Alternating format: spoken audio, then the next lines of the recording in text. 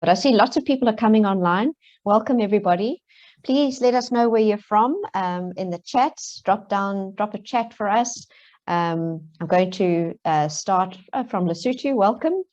I'm going to start the session soon.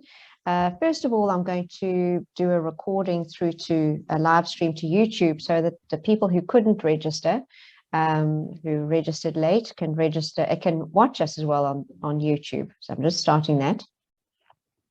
And if you ever want to go back and have a look at what we spoke about, you can always go back to our YouTube channel. Please subscribe. We have lots of videos that come through on our YouTube channel. We also will have the recording available on the APMG International channel. There we go. And so now we have everyone online, and it is time. So I'm going to hand over to Mark. And welcome, Mark. Thank you.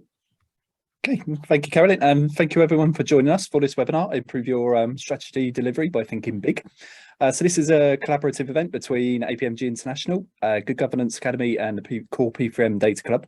My name's Mark Constable. I'll be your host and moderator for the session. It's a pleasure to be joined, as you see, my two guests here, David Dunning and Carolyn Chalmers. So David's the founder of the Core P3M Data Club, and Carolyn is the CEO of Good Governance Academy. So before David and Carolyn get into the detail, I'll provide a quick intro of what the webinar is about today. So we're all aware of how important it is to deliver projects, programs and strategic objectives, but the problem is, and as continuous reports and studies demonstrate, we don't always get it right. So over the next 45 minutes or so, with some time for questions towards the end, David and Carolyn will explain how organisations and practitioners can leverage the ISO 37000 standard and the business integrated governance model to help transform projects, programme and strategy delivery.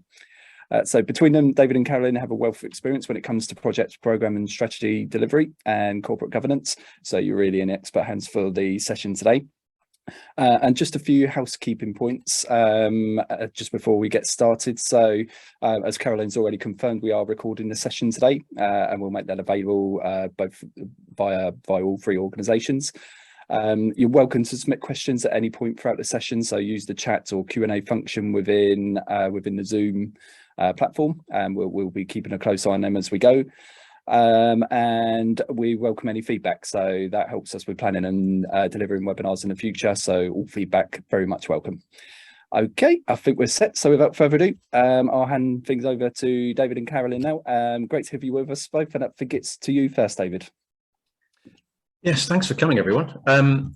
Just to lay out what we're going to cover today, it's going to be quite whistle stop, so maybe on the playback, stick it on slow when you watch it again. But we're going to try and establish the case, present to you and share with you why we think strategy delivery is not perfect. Some anecdotes, some experiences we'll look to share. We'll look to use Slido, and there's a reference at the bottom of the screen for slido.com. You can access it on your phone and type in an event number there at the appropriate moment. And we'll brainstorm and gather from you guys your experience of strategy delivery not being perfect or it being perfect, whatever that is. So we'll hopefully understand that.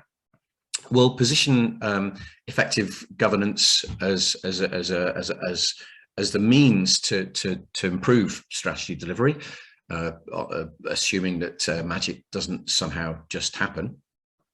And then we'll position some honest engineering as the answer to providing effective governance framework, positioning ISO 37000 as the background set of principles and practice to draw from.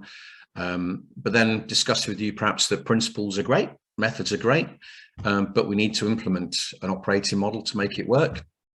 And again, recognizing that magic doesn't just happen.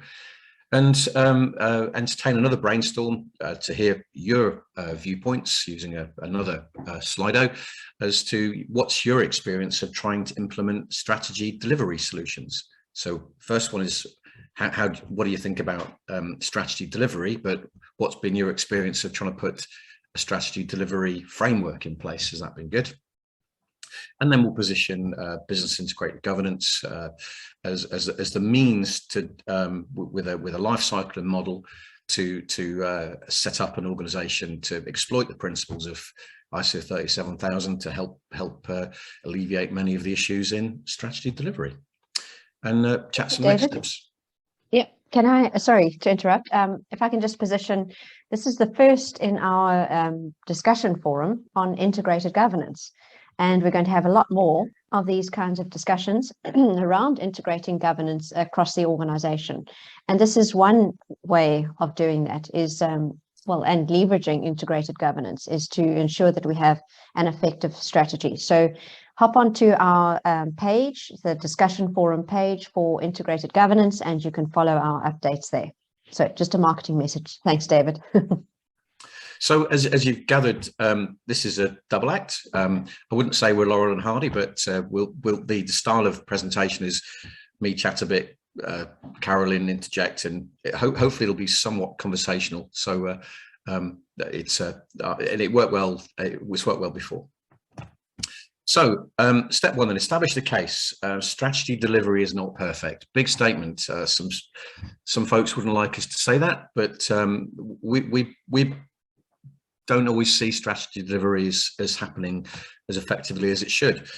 And in some recent events, we've run a couple of events entitled Your Strategic Wish is My Delivery Command, if only it were that simple. Myself and another strategy specialist have basically invited folks along, and we've run events with CEOs, various directors, heads of strategy, senior people and when we're probing people's experience of strategy delivery, and we've teased out of those groups what their experiences are, what they've been, what pains they face. And in this session we surfaced 100 points, and we've repeated it, and we've got about 150 key points as to why strategy delivery isn't particularly good. And we've done write-ups, so that's shareable. And please don't try and read this right now, but in the slide set you can access it and have a look. But we've teased a whole bunch of points out. We've understood what those mean. We've tried to analyze and make sense of it. And in essence, the key areas we're finding are the difficulty in operational delivery, difficulty prioritizing resource across business as usual, change, difficult to share information, disjointed and ineffective governance operation, issues with people and culture, strategic management. Have a look in the detail. But we've teased out a whole bunch of points which you can read. And what we also found was that different people in the senior echelons of our organizations have different perspectives. So sometimes the difficulty in getting strategy delivery right is because people have different expectations and perceptions of their organizations, and will want to address different things if at all.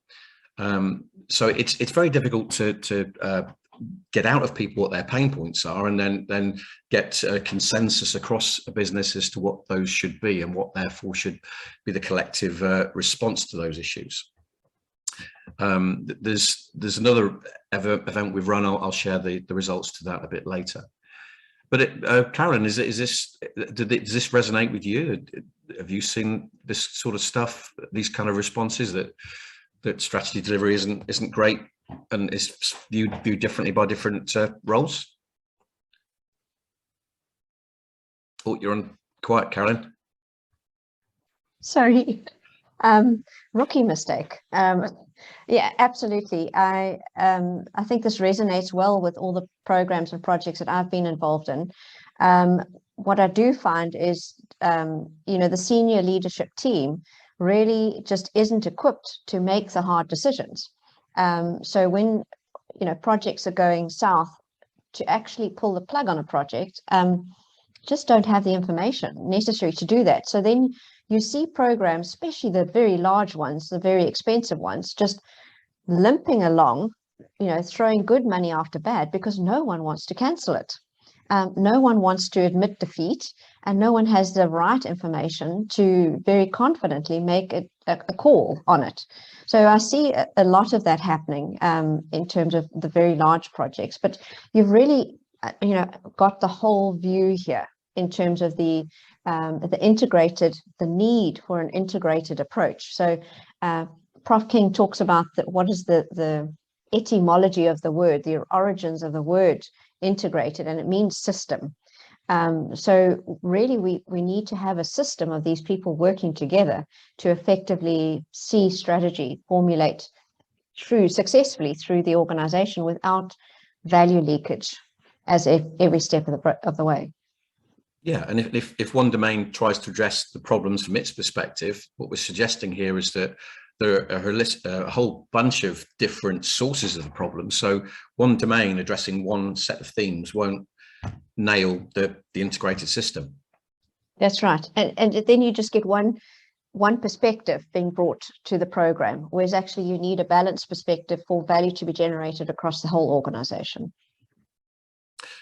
So we've got some observations, and here's one observation. I don't know how this will resonate with folks, so Carolyn will explain how it resonates with her. But in a stereotype, we sometimes bump into organisations that have shareholders and owners. They will have expectations that they'll wish their leadership teams to carry out on their behalf, objectives that they expect, and in many cases, we see very nicely presented 5-year plans, which are great statements of what's intended. So the shareholders get a copy, they wave it around, it's all very nice. But are those always as flexible and realistic as we expect them to be? And how well do we actually turn those into real business plans? How well integrated is the 5-year plan into what the business is actually doing? And if we do come up with business plans or even departmental plans, how can we see into the business to understand all the fundamentals and preparations are happening effectively? And might I suggest, controversially perhaps, that there's often a veneer of connection offered. And the detail of the connection isn't probed too much if our profitability is good, but it means that perhaps our organizations are strategically unaware, they're not really prepared, and it doesn't really happen all that well. I don't know if that's an unfair stereotype, Carolyn. No, this is very fair. I often talk about the death by 1,000 cuts as the strategy's death, because throughout that process, you've got this value leakage. So the 5-year plan, as you say, static, inflexible. We can't really plan in 5 years what the market's going to look like, what competitors are around. I mean, the digital world is just so fast innovating. But then because you've got, the budget's been approved and it's been approved by the board and all the shareholders, and that it tends to, that's what you track to. It doesn't matter if there's any change. Why haven't you delivered against this inflexible strategy? This is what you said you were going to do, and now you want to change. There must be something wrong with you. So I think there's the first step you've identified it there in value leakage, is that the value dissipates if you can't be flexible and agile and in responding to the market conditions and environmental conditions and social conditions to bring in the ESG factors. Then pulling it down through the organization into as you say, the real business plans. What we don't see generally in our steering committees and our oversight bodies is and people say, no, we don't want to see it because it's, this is too much detail, is what are those change initiatives that are being driven by the business? As you say here, BAU, the business as usual change initiatives that are coming through. I want to automate this, I want to do this, I want to do this, I want to change the functionality of a system to do that. And essentially all of those little things add up together to become, well, this is what we're doing as a business, which is not aligned necessarily to the strategy, because those little things, no one's overseeing them. but they are chewing resources and they're chewing capacity. And those are the death by 1,000 cuts, because that is detracting you from actually what you should be putting money on. I've seen so many times. I had I've obviously led large projects, but where I've had, when I've delved into the detail, and I had in this one particular organization, this one woman said, I want to automate this manual process, because this manual process is taking us, it could take us a couple of minutes and it's taking us a whole week. That's great. And I think, the thinking is definitely in the right place. But right now, we're focused on this strategic initiative. And the reason why we've got the 3 people employed to do that process is, well, they've got employment. If we were to automate that, it doesn't only bring the system change, it brings personnel change, it brings, there's no easy change. You have to consider the whole context again. So sorry, you're going to have to stay looking at your spreadsheets, etc. Great upset because of that decision, but you're going to have to make these hard decisions when it comes down to the real business plans, to make sure that they keep tracking against the overall strategy. Otherwise, you're going to get that leakage.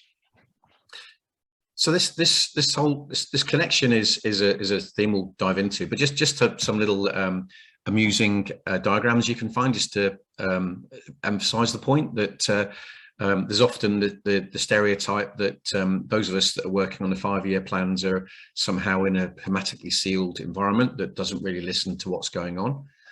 And the other stereotype around execution is that those that are coming up with the strategy have no clue as to how it might actually happen, and it's a miracle that somehow brings that into life, because there's no visibility of what's going on or process in place to enable it to happen.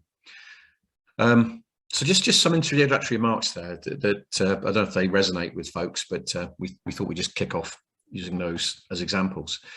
And to develop the connection, disconnection and loss theme, it is true that if we're not careful, the objectives that we see at board level may well be being done perhaps without understanding of bandwidth for delivery.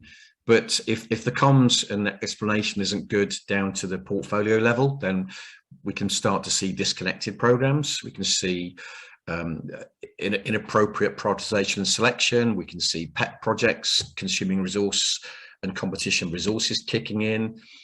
And if we don't communicate effectively down to delivery, where we don't have a sensible approach for how those are managed consistently and coherently, we can lose meaning in the handover to delivery. We can lose meaning in the realization of benefits, where we can't see progress towards strategic objectives happening very well. And maybe even the worst outcome of this is that every 5-year strategy, 2 years in, is no longer relevant, is drifted away from being what the business is doing anyway, and has to be chopped and reset. Maybe the CEO magically moves on to the next job, and the business suffers. So this integration and loss isn't just an operational issue. It can lead to tragedy with respect to an organization's future, and sometimes very senior people's future as well. This is such a great diagram, David. I mean, this really just shows you the points of leakage through the whole process, and pet projects, and you see it passage talk, right, where those are the pet projects start happening, and just making sure that you get this traction on your strategy. And there you see it, when it comes back, having to get a great reset, because actually you've tracked so far, it's so far removed. You're not just rebaselining, because of the need to be agile, but you're actually having to reset your thinking. And I think this is a particularly important diagram. So thank you for this, David. So in addition to the practical losses that might get communicated down and back up again, we've got to think about how we actually implement priorities. And we hear people talk about prioritization. What they're meaning is deciding what they spend their leadership time, resources and funds on. So let's be clear about that. We don't just come up with a score for a project because we want to rank it. It's because we're looking to deploy resources and funds to get it done. So if we've got it, but all of our organizations, I can't think of any that don't have two sides to this. They've got to perform today and they've got to perform tomorrow. So every organization has a run the business perspective and a change the business perspective. And how do we prioritize resources between performing today and performing tomorrow? So I think every organization, either formally recognized or somewhere in it, will have maybe three kinds of workloads going on. It'll have its transformation portfolio, where it's looking to drive change and invest in tomorrow. It'll have its value generation portfolio, where it's products and services for today and tomorrow, and perhaps even the selling and marketing of those products. That effort kicks in. And then there's the operations and regulatory portfolio, the business aspects of the business that keep the lights on, that manage the risk, that run the finance. And the reality is that if we're looking to take our business forward, then we'll have our strategy will give us some strategic steps. And the objectives and challenges that gives us will look to be delivering over time, and that will suck resource and leadership and funds out of our business. But at the same time, we have to perform for today, and we have to operate and produce today. And the reality is, in the short term at least, the amount of people we have, the amount of leadership we have, the funds that we have is kind of finite. And do we always look and are we able always to be able to do that balance, to do the trade-off? Or is it that some people see strategy as what gets the scraps left after the business as usual consumption has happened? I don't know what your view is. This is so important. You see, in my experience, the CEOs are so focused on running the business, making the profits, getting the returns, making sure that, even the executive committee, the top management are, how are you doing in your respective portfolios? How is this organization performing? But actually, where is the project office? Where is the change? Where is that tracking? Are those change initiatives actually spoken about as an equal part to the change and run? Or are we just talking about runs in our executive committee meetings or our management meetings? And to my experience to date, it's been mainly on the run. How are we doing? Not how are we doing with the change? And more as we move forward with the impacts of climate change, the impact of social activism, the impacts of digitization, and now, of course, with the new big regulatory changes coming down the line, with sustainability reporting, having information that we've never looked at, most organizations have never looked at, don't know the language to do with that information, is having now to consider it in their resource planning and report on it. That's a big change. Now, for an organization that's hasn't flexed that change muscle, you're going to have a problem. So I think this picture highlights the problem in that you've got the run and the change that need to be overseen and monitored and adapted as the organization moves forward. It's the whole project management and portfolio approach talks about prioritizing projects, but we can't just prioritize projects. We've got to prioritize workloads, whether they're for strategic steps or performance. We have to make decisions and trade-offs, and I don't think that's always really at the fore. There is a more sophisticated diagram in the slide pack which people can access, but that's just a challenge that we need to think about. Yeah, and as you say here, looking at the circle on the left, this continual circle here is that, in fact, you can't look at one or the other. You have to look at both of them together. Yeah. So, okay, time then to ask you guys to offer some thoughts. So we're looking to share some thoughts from you guys. Please, if you have a moment on your phone or computer, access slido.com. There's the the number to the event code to provide. I've offered you some headings. You can disregard them if you like, but there's some headings here as in which we can categorize experiences, strategy, delivery not being perfect. For example, you might find that you have issues in sensing and listening to your organization as to what the strategy should end up being. There may be issues in formulation. Do you have problems coming up with a strategy? Integrating it and aligning the different competing aspects to your strategy? Or is prioritization and delivery and balance of your BAU and change and value generation not good? If you have a comment that relates to these areas, please add them in. I believe that the event is up and running. Yes, I've got it. If anyone has any problems accessing it, just put it in the chat. If you have any questions, please, again, pop it in the chat. Mark is here, so Mark will be able to help us with the conversation. But I see, so it says, what is your experience of strategy delivery success in any of the 4 areas shown on the screen? Do you want us to comment on each of the 4, or just the main ones that we... Any or as many, or even if you have comments that don't fit within those areas, that's fine too. But if you have a comment on one of the areas, prefix your comment with a number, or just put in your comment, just what are your experiences of strategy delivery not being perfect? And the scores as they come in, there are people typing. We'll just see what people's views are.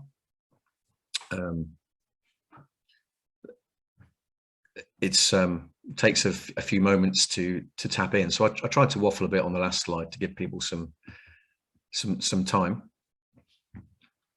But appearance of strategy delivery success, I mean, I can offer one for a starter, which is well, here we go. Sensing, listening. Executives just don't know and appreciate what's really happening. Yeah, that's so there's certainly an appreciation of what market conditions are and as to what the capability and capacity of the organization is. We've kind of teased that one. Yeah. Communication absolutely. up and down. Communication up and down, I guess. Sorry, David. Just in terms of this one, I think, yes, sometimes executives don't, I mean, this is such an important point, just don't want to know. They want to know that it's all happening, and you guys, look, I've given you that you want, this is the time you said you would take. This is what you said you were going to deliver. I've given you how much you need to do, or how much you needed to deliver it. Now go away and do it. And if there are any issues, I don't want to hear about them, sort them out. So there's a little bit about, I just don't want to know.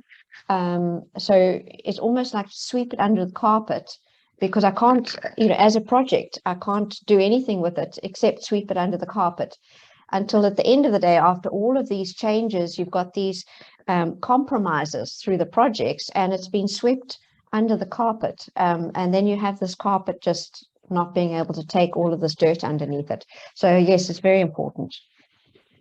The clear communication, I guess, is an issue we mentioned earlier about leakage. Being able to turn the strategic objectives into tangible action plans. Well, yeah, how does if you're right, if the strategy is set high level, how is that decomposed into something that's actionable? Prioritizing, yeah, I guess prioritizing, working out what the value of a strategic item is, and I guess if people are bonused and targeted on today's performance, and their kiddies get Nike trainers at Christmas rather than Umbro, if they perform today, then that's not going to be conducive to effective strategy delivery for tomorrow, is it? Formulation, not enough stakeholder engagement. Yeah, all stakeholders considered. Yeah, so what? That's good. Acceptance change is the most difficult thing. However, I've seen the organisation rely on vocal but blind grip. Yeah, it's about communication and engagement again, isn't it? It seems to be the biggest one that's coming through. What are the other 3 that we had on the screen? If you can just alt tab across to that. There's sensing and listening. Executives just don't want to know. Clear communication, being able to turn strategic objectives into tangible action plans. Leaders only listen to other leaders within the organization, not the employees. Prioritization on immediate benefit. No or little assurance. So unaware of, yeah. I can see them, yeah. As you say, it all is about the effective or ineffective engagement. I like that assurance one as well. Is it this independent feedback? So, you know, the resources, your internal audit, if you've got an internal audit or risk team, are generally focused on the business as usual controls that are about to potentially scupper the business from actually operating. And they're limited in their resources to pretty much that. And when they look at the change initiatives, what I'm generally seeing is that you get the normal old checklist, you know, yes, key man risk, and, you know, people that are ill, or, you know, it's just formulaic. Lame, Instead yeah. of saying, for this particular project, these are the things that are particular risks to not achieving the objectives. So it is a problem, you know, a bit of a formulaic to every change is the same kind of change. It's not, and I think that's what's coming through here clearly, is that people are, just like in cybersecurity, people are a big issue, need to be engaged. Yes, and no one's mentioned about possible conflict of strategies, about different levels and different layers of strategy not necessarily lining up, or being aware that there are competing strategies. There's probably loads we can go on, but can I just mention here? So one of the things that I'm quite conscious of is that when a project slips, so you plan it all in terms of the capacity of the organization in doing their run job. So if you're thinking about a call center in winter, a call center in a health insurance organization in winter is going to be very busy trying to approve various, you know, things and medications and things like that. And you don't want a new system to go live when the call center is over capacity. Yeah. But what happens, so you plan it that way, but what happens is that the project slips until the point where you try and implement it at the time when you're sitting in a red hot capacity issues. In fact, then the project needs to be called to stop until the team is able to take the change. So there's a bit of, you talk about, you know, the strategies themselves conflicting, but in fact, the conflict between the change and the run is also conflicting. I like that one about sponsorship, taking accountability. That's also a big one. Well, guys, we best move on. I'll leave the poll open. So if folks have other thoughts they want to just pop in, what I'll do is I'll collect all these and comment on them and share them back and give you some categorization. So we'll play this stuff back to you. But just moving on, looking at the time, just in case nobody had actually said anything, and it went dead and it was, yeah, no one was interested. Please don't try and read this. But if you go to Google and look for strategy delivery success, there are lots and lots of reasons for strategy delivery problems. Loads and loads and loads and loads and loads. I won't pick any out. You can read this after the show, as it were. But the point is, and a brief canvas from people. This is the issue. There are too many issues for us to rely on magic somehow happening. The point there, with respect to strategy delivery, wizardry is not going to deliver your strategy. But my view is that engineering your organization to operate effectively might. And the guy on the left, Harry Potter, kind of suggests that. The guy on the right, it's not me. It's a famous English engineer, Isambard Kingdom Brunel. So I don't think that organizations can kind of leave strategy to some kind of hope and wish for it. To me, organizations need to build some infrastructure to enable it to happen. And I don't think in lots of organizations that there's plenty of focus on the projects, but not necessarily on the strategy integration bit. So that bold statement aside, we'll then position effective organizational governance as the framework set to manage and deliver performance, but assuming that magic doesn't happen. So what do we need to engineer to put in place? Well, let's just have a little look at what we're talking about here. So strategy delivery in most organizations is not integrated. And how does disconnected governance look? Well, if we examine a picture of an organization operating ideally, it's listening to the outside world for opportunities, threats, and imperatives, and so on. It's listening to its owners and interpreting, turning its purpose into goals that your senior team will be reflecting on and turning into strategy, bearing in mind performance and current strengths and weaknesses. And we hope that the strategy will produce some actionables, will produce a corporate plan which bites off a piece of the strategy and defines objectives, targets, and challenges that it can distribute through its leadership teams. And for each point of the business, for example, sales, marketing, whatever, we kind of hope that they'll be given or be able to debate and agree their piece of the pie with respect to objectives, targets, and challenges. And then there will be many departments from sales, finance, commercial, whatever that is. But we've also got various strategic themes going on, various strategic programs. So we can't just think about departments and operating across them. We need to think about the cross-functional, cross-project initiatives that we have ongoing. But just thinking of one department, for example, sales, it will interpret what it's been delegated in terms of objectives, targets, and challenges. It will have an understanding of its local perspective on its opportunities, threats, imperatives, and goals, and it will come up with a business as usual a plan and strategy for what it's going to do and define its objectives, targets, and challenges, which it will distribute to its sub teams and different areas, and so on and so forth. So in reality, we've not just got one strategy. We've not just got one set of objectives, targets, and challenges, or opportunities, threats, imperatives. We've got many. And how do all these align? How can we see the line of sight from the objectives, targets, and challenges we have at a board level to what that means that the head of sales is taking on in their area, to what a team lead in their part of the business is turning into tasks? How do we get that visibility? And I think there's an issue here, because I think a lot of organizations manage by PowerPoint or manage with Excel. There's a lot of this stuff created, a lot of documents produced, but is it aligned? Is it integrated? Is it current? Is it real? Is it traceable?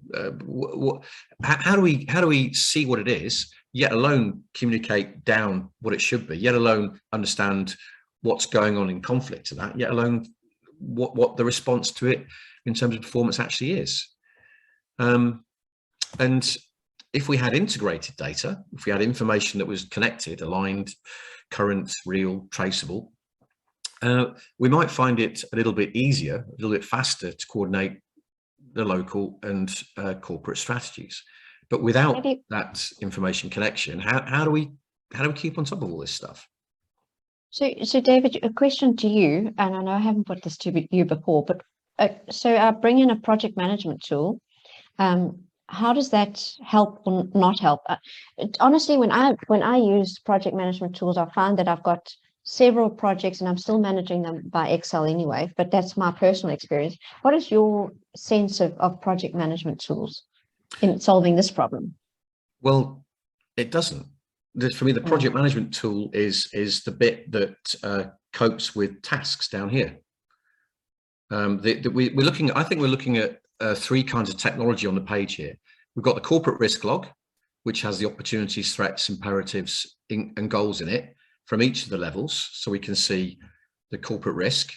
There's the OKR solution, so we can understand what the objectives, targets, and challenges are and how they cascade through the organization.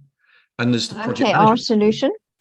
Just explain that a bit. OKR, objectives and key results.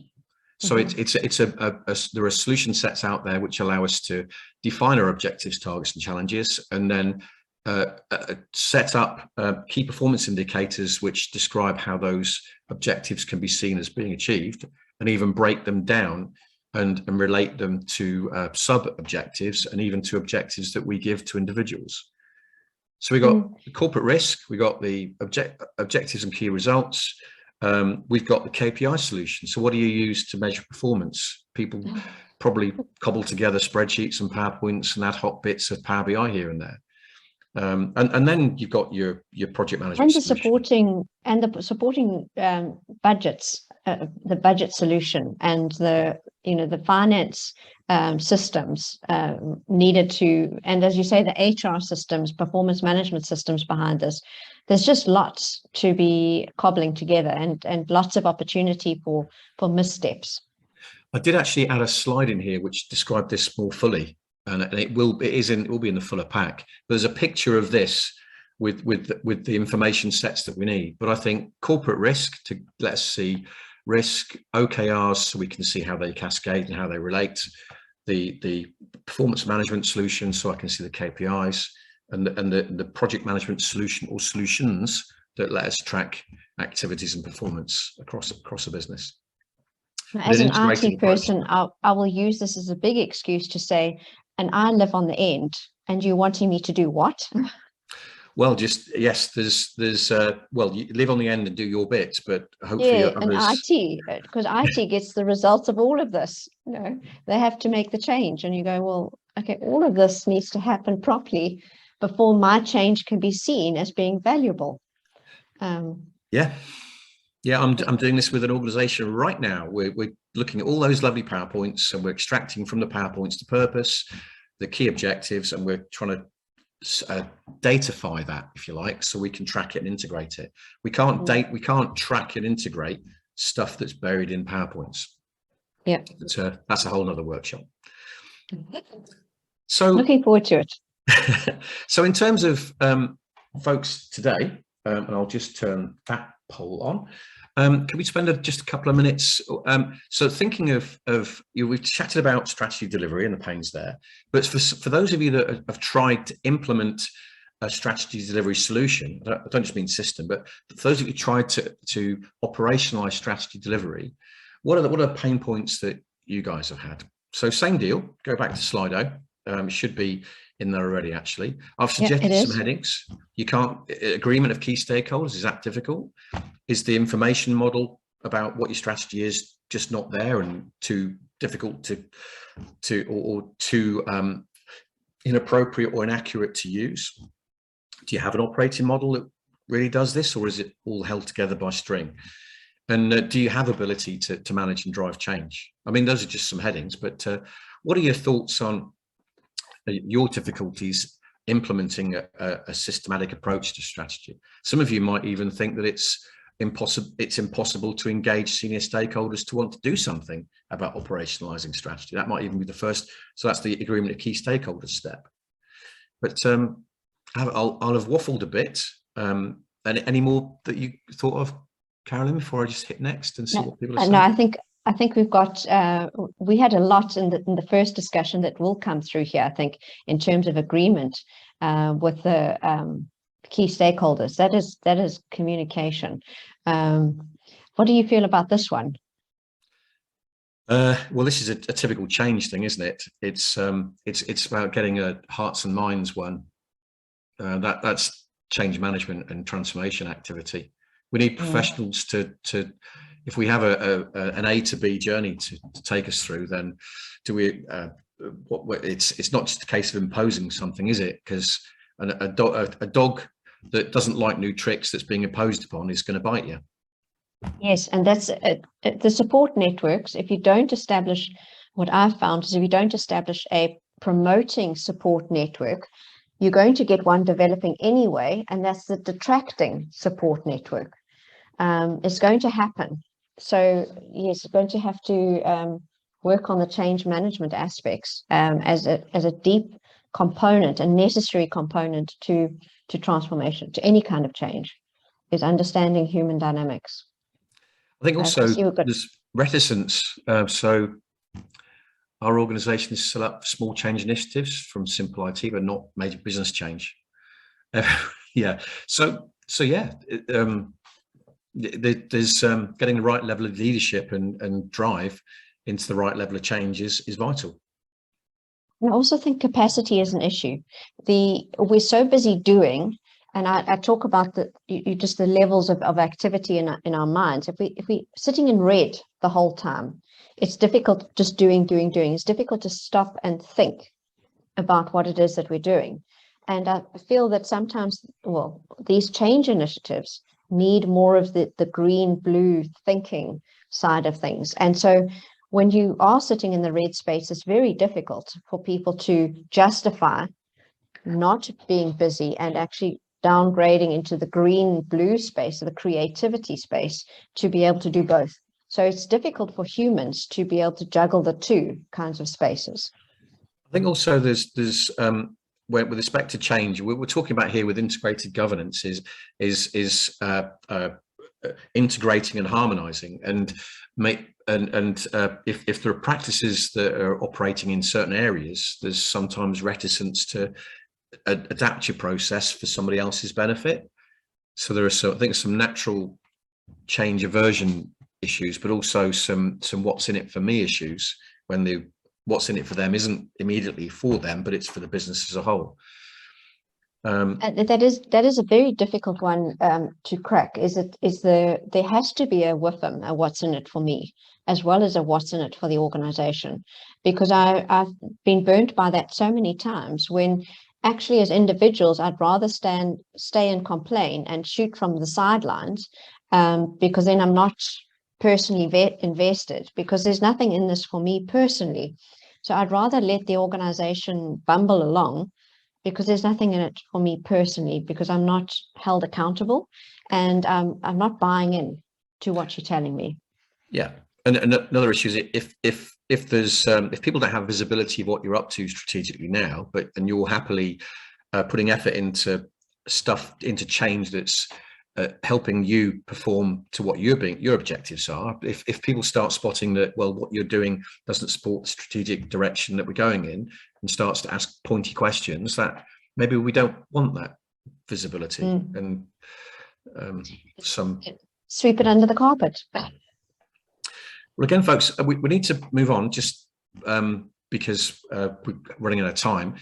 I'll leave the poll active, so if people want to keep chipping away, please do. And as I say, we'll reply to all these as part of the post-event follow-up. But as we've seen, there are difficulties in strategy delivery, and difficulty in getting strategy delivery ecosystems up and running for various reasons.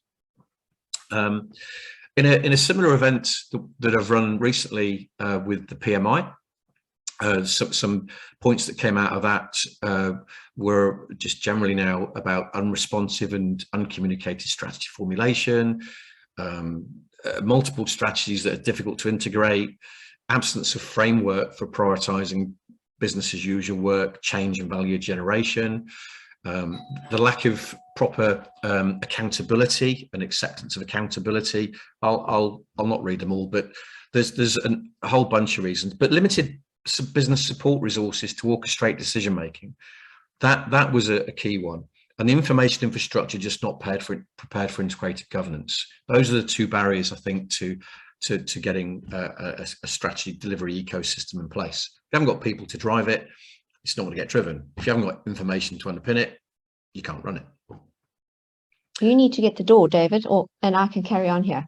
Oh, it's just a postman. Scott. It's just postman Scott, yeah. But you carry on anyway. So.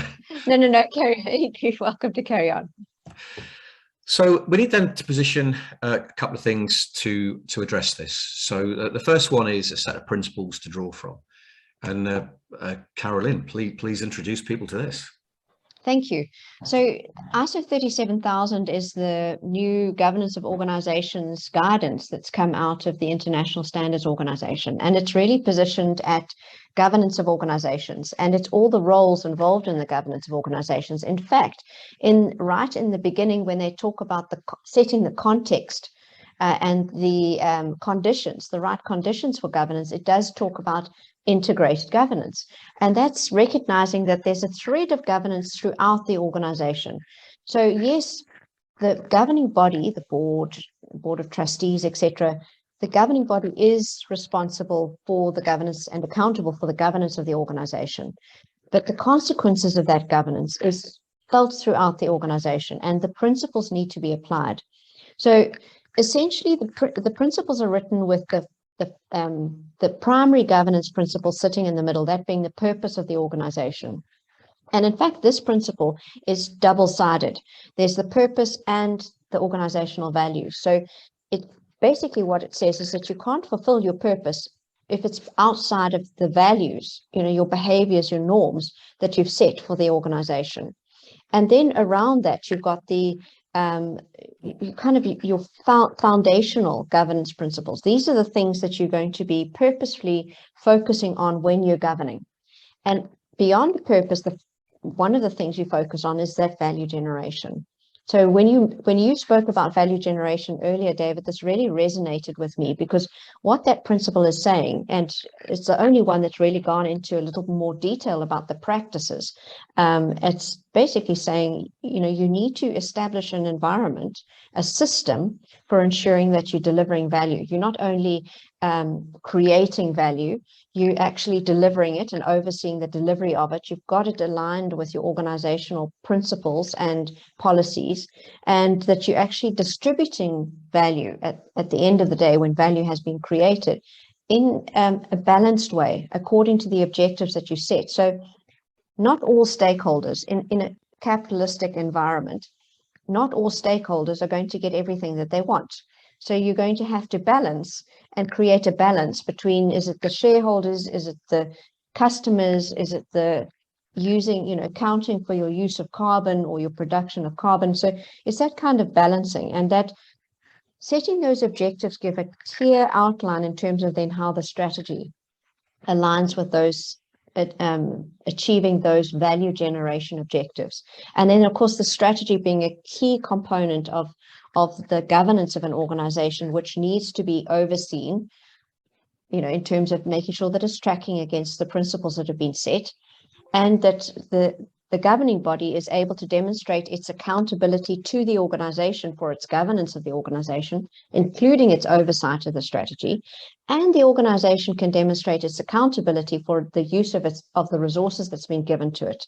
So I think those foundational governance principles are really important. Of course, in the 21st century, there's more than just the basics. So the basics really come from the background of Professor Garrett, Bob Tricker, John Carver, Professor Mervyn King.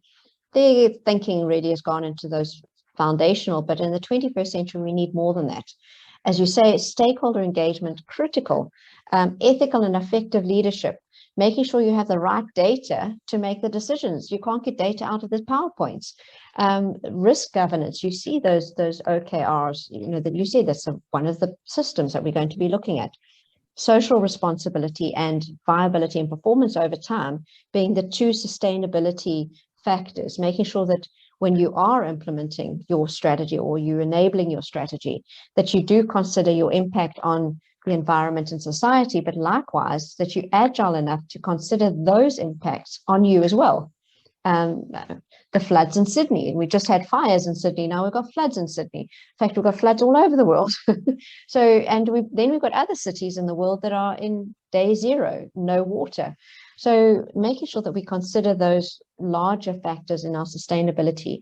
And then, of course, the ultimate objective of governance is so that the organization can achieve these outcomes in terms of being responsible for the resources, stewarding the resources that you have at your disposal, your own resources and the resources, the natural resources and societal resources, goodwill. There we spoke about that in terms of you're going to have to balance your resources between run and change and various change initiatives. Effective performance, of course, setting targets and achieving your targets, and being agile when you are achieving your targets, and being flexible in terms of your targets. You might have to rebaseline. And then obviously, while you're doing all of this, behaving with the right ethics, behaving according to your organizational values, behaving as individuals, behaving as an organization, as they call it, a good corporate citizen. But then also it's the leadership behaving properly. And I won't go into leadership behaving properly, given you guys are in the UK. But that's just a whistle stop in terms of how strategy fits in with this new internationally agreed benchmark for governance. There's lots of good stuff in here. People, you have to buy it, but the standard is, I read it and really liked it and found it easy to read, to be honest. But it's a great set of principles to run your organization by. But I guess the challenge is, what do you run your organization with? And we need to, while the goal isn't to implement an ISO 37000 compliant organization, there are lots of principles in here that we already have or should be considering. So how do we move on from, how do we get beyond the book and apply these to our situations? Can I just mention quickly that APMG International has a couple of courses on this. So we've got the foundations of foundational certification on 37000. APMG also has the business relationship management certifications, and that has some of this thinking in it as well. So there are some go-to places if you did want to become certified. Yeah. There'll be some links in here as well. I'll point people out to, but just zipping along, the principles are great, the methods are great, but we need to implement an operating model. And the illustration on the right there, kind of showing that we've got a number of wheels turning in our organizations, and we need to align them so they all work together. And to my mind, unless we put some effort into getting those wheels to align and have a perspective which looks across the machine, not just out of one area, we're going to struggle to make this machine work effectively. So the business integrated governance approach is about creating a model and applying that to an organization to address the challenges in ISO 37000 and enable that to be carried out. There's quite a bit to it, so we'll just do an introduction, but basically it's a model that explains, and I'll just read this, how to connect strategic drivers, the BAU organization, those that are focusing on managing products and implementing change. It's about getting a holistic, integrated, nicely ungrinding cog-based machine. It enables information-centric decisions, the key principle of ISO 37000, enabling clear accountability, a clear principle of ISO 37000. It's been created by a club as it's now a community interest company, and there's a version of it embedded within Praxis. And the areas it looks into are is your organization understood? Is it documented? Does it know its roles and responsibilities? Has it got an effective governance operation that connects top to bottom and it's managed? Underpinning that, have you got an effective information and data capability that provides the information to run governance with? Have you got machinery to help you create information so that it's not a pain in the backside to have to go and manufacture this report or that to operate it? Accountability and operation of accountability underpins it, and empowerment of people to be accountable. But it talks about some key principles of having business support in place to make this happen, not just project support, but business support, because business support needs to go beyond the project into products, into business as usual, into operations to enable us to manage our resources, issues and risks, as well as on projects. Assurance was a point that somebody raised. So are we doing the right things the right way? And is our leadership providing the environment and culture and drive to operate consistently, and funding the change and improvement to get us up a level to operate this effectively? So there's some links there to delve into some more material. So please do have a look at that. There's a wealth of it. It's all free and in the public domain. And they're called P3M Data Club. As I say, community interest company. There's a website. There's an active user group. It's been going a few years now. It's developed this language set that you're free to use. It's had over 100 people contribute to the thoughts behind it, the content within it, and the review of it. And it's published in Praxis. So some of you who'll know APMG's portfolio, Praxis is part of that, and we've published a version of this in the Praxis framework, so you can consume it there as well. So what next? So do you buy in and recognize difficulty with strategy delivery?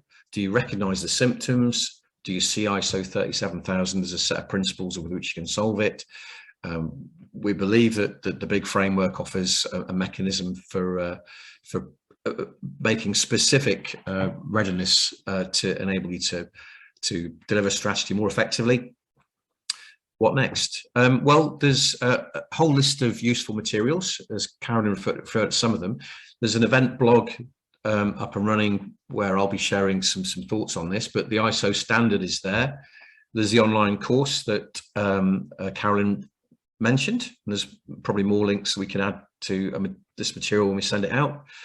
If you want to know more about BIG itself, there's some YouTube stuff there, but just go to YouTube and search for Core P3M Data Club and you'll find it. And the version of it available in Praxis, it's there. So the session's been a case-making introductory signposting session, really.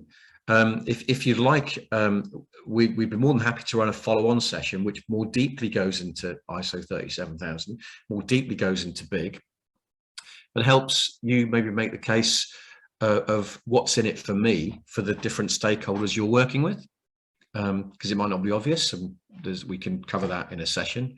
Talk about a roadmap, because this doesn't all happen at once, and talk about what a first steps approach might look like. How do you even get this on the executive agenda? Absolutely. I think those are all webinars in their own right and discussion points. So we're looking forward to in the discussion forum, and you can see it on the Good Governance Academy website under the research tab, the discussion forum for integrated governance, and we'll certainly be bringing through all of these events. I do see Lindy Gruber is on the line. Lindy is our head of the programs, the research programs and discussion forums on the Good Governance Research Forum. So we're looking forward to combining this information together with other discussions going forward. Any last words from your side, Mark? And just from my side, thank you very much, David. I really appreciate this. Well, if there are other links we've got, Carolyn, I'll stick them on this slide, and when we share it out, any other links that we think are useful, we can stick on here. So that will include everything. Yeah, thanks, David. Well, it's 1 o'clock. Has anyone got any last thoughts or questions? But yeah, I just looking at the chat area and the Q&A photo, I can't see anything outstanding. So I think with a few final thoughts, we'll wrap up there, I guess. So thanks, Mark. Yeah, anything from your side?